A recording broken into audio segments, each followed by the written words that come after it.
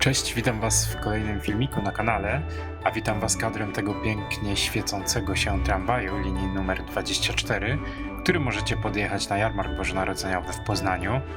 Wraz z Anią wybraliśmy się na pierwszy nowo otwarty jarmark w Polsce, tak więc jesteśmy na Placu Wolności w Poznaniu. No i cóż, nie przedłużam i zapraszam do odcinka.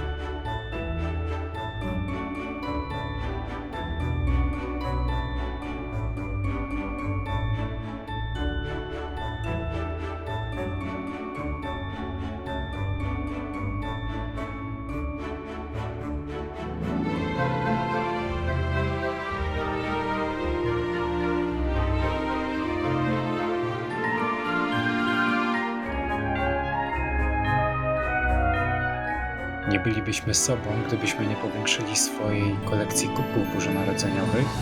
Poznań pod tym względem nas pozytywnie zaskoczył i w tym roku mamy grubą pancerną wręcz szklankę z uchwytem, oczywiście z logo jarmarku, datą i tymi sprawami.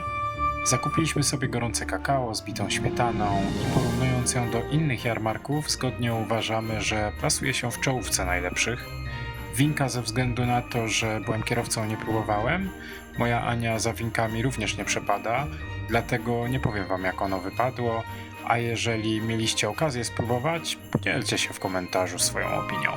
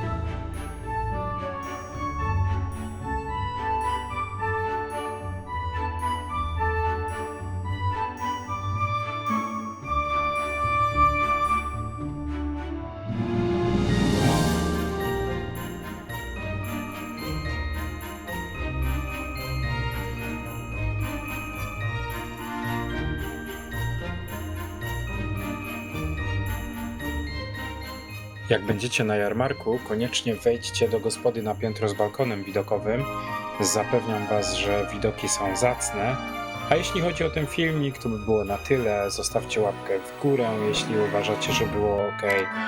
Dzięki za obejrzenie, trzymajcie się i do usłyszenia w kolejnym filmiku.